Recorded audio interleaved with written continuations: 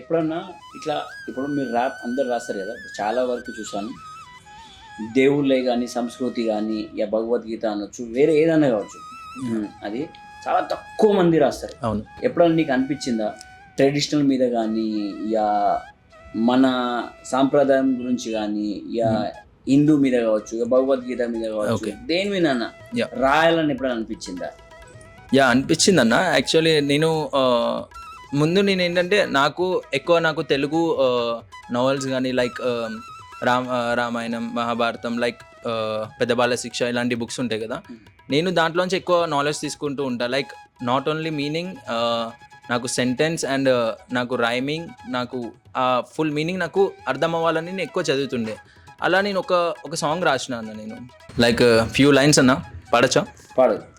భగవత పురాణ సమరత స్వరాన సంస్కృత పదాన అమృత విషయాన పిలిచిన తరాన నువ్వు నడిచితివా, నువ్వు నడిచిన క్షణాన పిలిచితివా, నీ గుండెలు బగబగ మండితివా, లక్ష భక్ష్యములు భక్షించు, నువ్వు అక్షరాలు నువ్వు లెక్కించు, నువ్వు స్పర్శ లేనిదే స్పందించు, నీ బంధ బాధ్యతను బంధించు, ఈ అంధకాలముల సొంత వాళ్ళము, ఎంత ఎదిగినా ముందు వాళ్ళము, వింత వింతగా ఏమి చింతగా మత్తులోనే గతమవుతున్నా, నువ్వు వింత వింతగా పాడుకుంటూ ఈ పాటతోనే పరుగవుతున్నా, నా ఆట చూడు ఈ బీట్ తోడు నేను వస్తున్నా, రిపీట్ చూడు my cheat code by rap code, ఈ గ్యాప్లో టాప్ అవుతున్న చూడు. ఎక్కడి నుంచి ఇన్స్పిరేషన్ తీసుకొని రాసావు? లైక్ తెలుగు వర్డ్స్ అన్న. ఓకే, తెలుగు. లైక్ చెప్పాను కదా, నాకు ఇంట్రెస్ట్ ఎక్కువ ఉంటుంది నాకు చదవడంలో అండ్ రాయడంలో. అలా నాకు రాయడంలో ఎక్కువ ఇంట్రెస్ట్ ఉంది కాబట్టి నేను చదవడం స్టార్ట్ చేసిన. ఫ్యూచర్లో ఎప్పుడన్నా అంటే దేవుళ్ళ గురించి కావచ్చు, ధర్మం గురించి కావచ్చు, ఏదైనా కావచ్చు. అవును. నేను ఇట్లా అంటే లైక్ ఓన్లీ హిందూ ధర్మం అని కాదు, ఏ ధర్మంది కానీ నువ్వు రాస్తే ప్రాపర్గా తెలుసుకొని రాస్తే బెటర్. ఎందుకంటే సమ్ టైమ్ ఏమవుతుందంటే నువ్వు రాసింది ఒకవేళ చాలా బాగా వైరల్ అయింది అనుకోండి, ఏది మ్యూజిక్ ప్రకారంగా నువ్వు చేసిన కంపోజ్ కావచ్చు, ఏదైనా వైరల్ అయిపోయిన తర్వాత దానికి ఏంటంటే చిన్న పిల్లలు కావచ్చు, వేరే ఎవరన్నా దాన్ని ఇన్స్పిరేషన్గా తీసుకుంటారు. ఇన్స్పిరేషన్. ఒకవేళ నువ్వు రాంగ్ వర్డ్ అందులో రాసావు అనుకోండి, ఎప్పుడైతే ధర్మం గురించి కావచ్చు, ఏదన్నా ఖురాన్ కావచ్చు, బైబిల్ ఏదన్నా కావచ్చు, అంటే రాసినప్పుడు దాన్ని ప్రాపర్గా మనం అర్థం చేసుకున్న తర్వాత కూడా దానికి సంబంధించిన ఉన్న వాళ్ళ దగ్గరికి వెళ్ళి ఇన్ఫర్మేషన్ తీసుకొని రాస్తే మంచిది ఆర్ బెటర్ అని నేను అనుకుంటున్నా. నా సజెషన్. షూర్ అన్న, మీ సజెషన్స్ మాకు చాలా కావాలి ఇలాంటివి. ఎందుకంటే నేను ఇప్పుడు దాకా ఇలాంటి దీనిపైన దేవుడి పైన కానీ ఇలాంటి రిలీజియన్ పైన కానీ నేను రాయకపోవడానికి కారణం ఇదే. నేను ఫస్ట్ ఏంటంటే నేను ఏదో పలకడం తప్పు పలికేస్తే నాకు నచ్చదు. సో అలా అని చెప్పి నాకు తెలిసింది రాశాను. నేను ఇంకోటి తెలుసుకోవాలనుకొని రాస్తున్నా ఇంకా కొన్ని. ఇంతకుముందు రాసిన పాట రికార్డ్ అయిందా లేకపోతే రాసుకున్నారా? లేదు, జస్ట్ రాసుకున్నా. అలా రాసుకున్న సాంగ్స్ ఉన్నాయి అన్న కొన్ని. ఎన్ని? లైక్ ఒక హిందీ, ఇంగ్లీష్, తెలుగు అన్నీ కలిపి ఒక 35 to 40 ప్లస్ ఉంటాయి అన్న. ఓకే.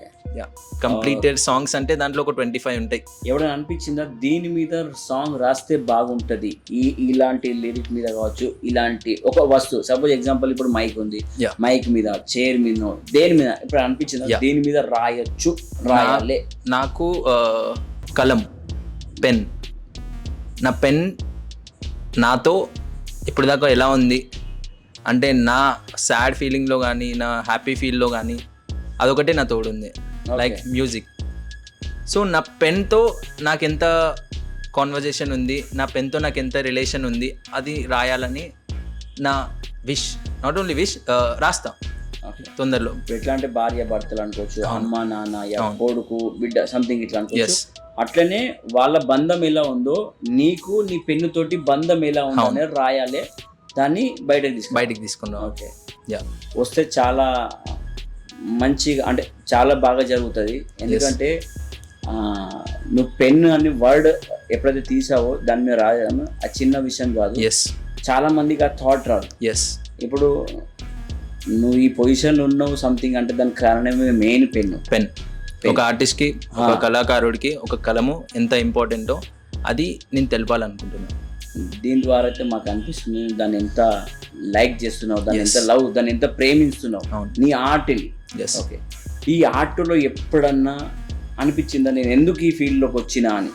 అంటే ఎవరైనా ఎగతాళి చేసినప్పుడు అనుకో, ఏదన్నా ఏ విషయంలో అయినా ఎందుకు వచ్చినా, ఇదే ఎందుకు చాయిస్, వేరే దాంట్లోకి వెళ్తే బాగుంటుండే, బ్యాండ్ మ్యూజిక్ కావచ్చు, ఫోక్ కావచ్చు, ఇంకేదైనా ఇట్లా ఎప్పుడైనా అనిపించిందా? లైక్ నాకు జాన్రా చేంజ్ చేయాలైతే ఎప్పుడు అనిపించలేదు. లైక్ ఒక ర్యాప్ నుంచి ఒక ఫోక్కి చేంజ్ అవ్వాలి, లైక్ ఒక ర్యాప్ నుంచి ఒక రాక్ బ్యాండ్కి వెళ్ళిపోవాలి, అలా అయితే ఎప్పుడు అనిపించలేదు. బట్ నా విషయం ఏంటంటే నేను అనుకుంది ఏంటంటే మన ర్యాప్లోనే ఫోక్ తేవచ్చు మనం. ఓకే, ర్యాప్లోనే ఫోక్ తేవచ్చు, ర్యాప్లోనే రాక్ బ్యాండ్ తేవచ్చు. నువ్వు ర్యాప్ చేసే దానిపైనే నువ్వు అవన్నీ జాన్రాస్ కూడా మిక్స్ చేసి నువ్వు ర్యాప్ జాన్రాలో నువ్వు ప్రజెంట్ చేయొచ్చు. సో అది మెయిన్గా బిలీవ్ చేస్తాను నేను. వేరే జాన్రాకి జంప్ అవ్వడం కన్నా నువ్వు ఉన్న జాన్రాలోనే ఆ జాన్రా ప్రజెంట్ చేస్తే ఇంకో కొత్తగా వస్తుంది. మన ఇప్పుడు హోల్ వరల్డ్లో ఏదైనా యూనిక్ ఉంటేనే, ఇప్పుడు ఎవరైనా పాడితేనే చేసింది చేస్తే అది రిపీటెడే అవుతుంది. ఎంతమంది చేసినా అది ఆల్రెడీ చేసిండ్రా, వాడు చేసిండు, వీడు చేసిండు అంటారు.